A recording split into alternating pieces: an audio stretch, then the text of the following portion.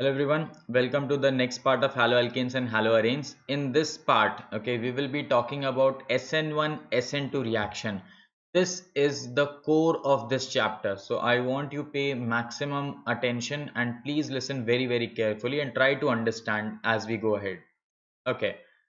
So this is the chemical reactions part, where we will be talking about reactions of haloalkanes and we will be dividing them into the following categories. The categories are nucleophilic substitution, that is we will study, and elimination reaction we will study in the next session, and reaction with metals we will study in the next session. So let us go in detail about nucleophilic substitution reaction.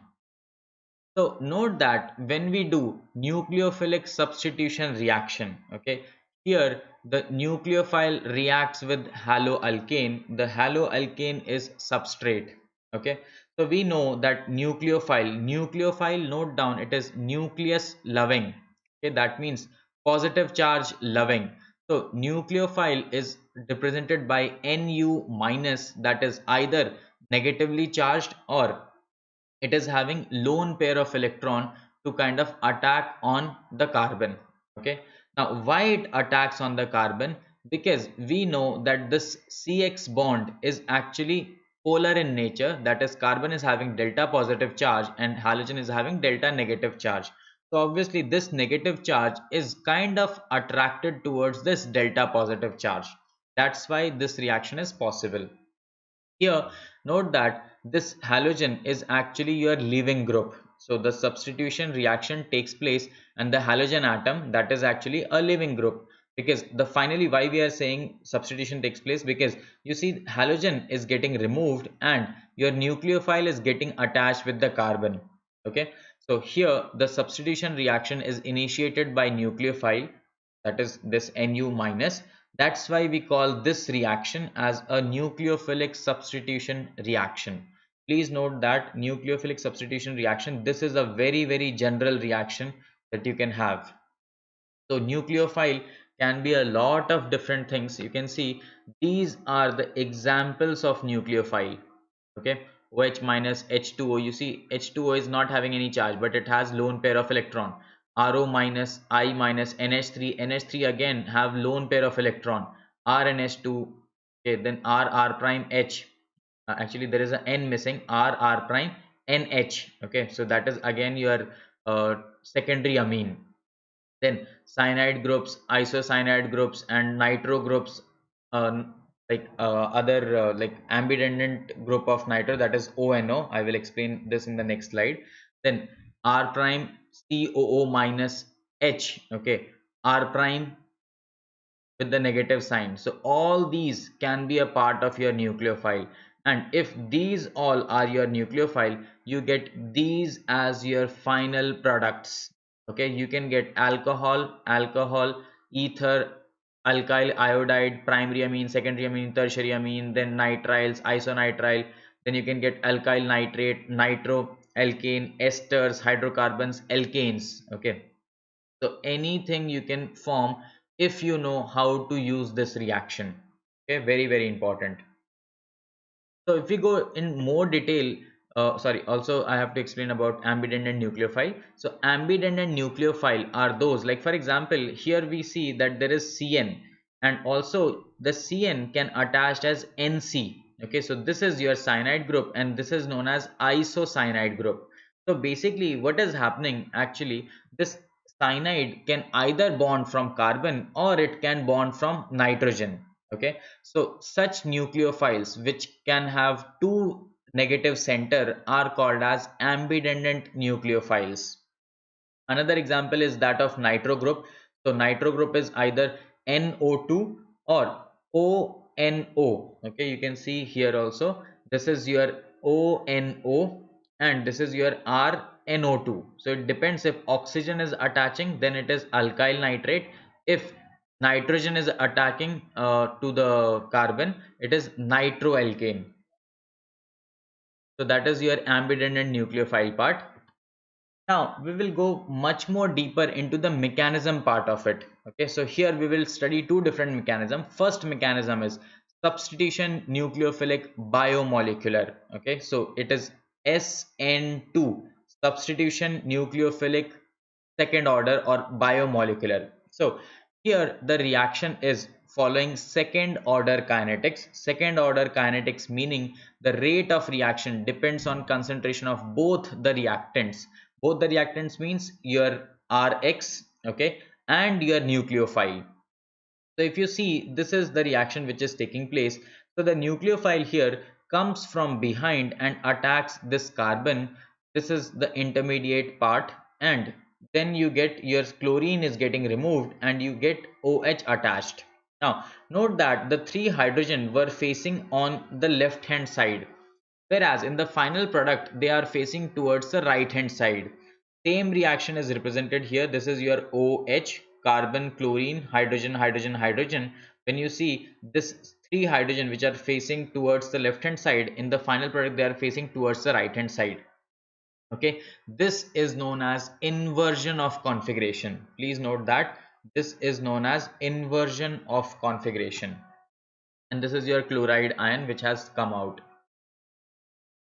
So what is happening here, that the nucleophile reacts with the compound, okay, and simultaneously in a single step you see that the chloride has actually being removed. There is no such intermediate. This is just to show you that the attack is happening simultaneously, like this is attacking simultaneously and this is leaving at the same time. Okay, so inversion of configuration, because what is happening that it is kind of turning as an umbrella. Okay, like as an umbrella, when there is a high wind it turns upside down. That is the best example how to explain inversion of configuration. Okay, now in the transition state is this one. When this process takes place, this is the transition state, the middle part.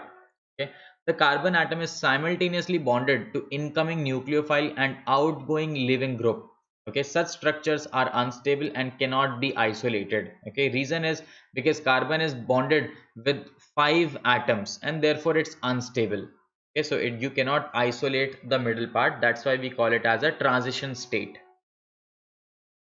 Okay, now note that here we are talking about order of reactivity. So since we know that the nucleophile has to come from behind and attack on the carbon, okay, so obviously hydrogen, hydrogen, hydrogen, if this is the scenario, this nucleophile can easily come and attack. Same way, in this case, you see that this carbon is attached with the halogen and there is a methyl group attached. So this methyl group creates some steric hindrance. Basically, it's a bulky group, so it will not allow nucleophiles so easily to approach this carbon. Okay, in order to do the reaction, this nucleophile has to reach this carbon. Same way, it becomes much more difficult in when there are like secondary carbon. It becomes even more difficult when this carbon is actually a tertiary carbon. So SN2 reactions are actually faster in primary halides, then they are slower in secondary halides, and least fast, or let's say very slow, in tertiary halides. So this is the order of reactivity. Then we are talking about SN1 reaction. So this is substitution nucleophilic unimolecular reaction. So SN1 reaction, they are generally carried out in polar protic solvent, that is your water, alcohol, acetic acid, and so on. Here what is happening, this reaction follows a first order kinetics. First order kinetics meaning that is the rate of reaction depends on concentration of only one reactant. Here that is your Rx. Okay, for this particular case they have mentioned tertiary butyl bromide. So this is your tertiary butyl bromide because this carbon is a tertiary carbon with bromide. So 2 bromo 2 methyl propane, and when you react with OH, this is your final product. But this reaction does not take place in single step, whereas this reaction takes place in two steps. The first step is generation of or formation of carbocation. Okay, so you see the first step is removal of this Br. So Br gets removed, and the second step is the attack by nucleophile. So the first step, you can see it's a reversible step, whereas the second step is actually only forward direction. So this is what is happening. Okay, so reversible step, second step is attack by the nucleophile, first step is creation of carbocation or generation of a carbocation. Okay, so here the first step is actually the slowest step and it is reversible. Okay, So if it is slowest, so this will be your rate determining step. That means rate of reaction depends on step 1. Okay, if step 1 is slow, the second step cannot proceed. Okay, so the first step involves the breaking of CBr bond. Okay, so energy will be obtained from the solvation of the halide ion with the proton of protic solvent. So this energy is actually given from this part. Now, the rate of reaction depends on the slowest step. Already we have studied the same thing in chemical kinetics.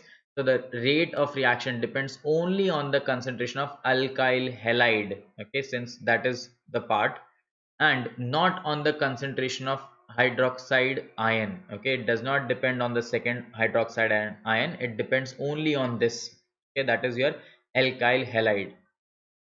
Now we know that tertiary carbocation are more stable than secondary carbocation, are more stable than primary carbocation, are more stable than, let's say, methyl carbocation.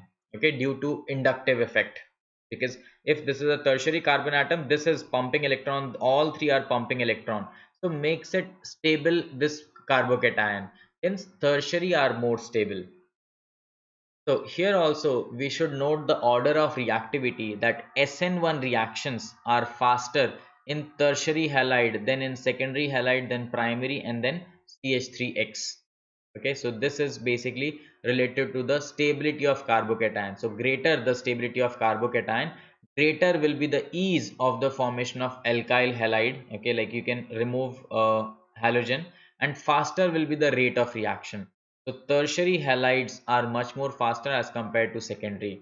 Okay, it is basically the reverse order for SN2 reaction. SN2 reaction are faster in CH3X than primary halide, and they are slowest in tertiary halides.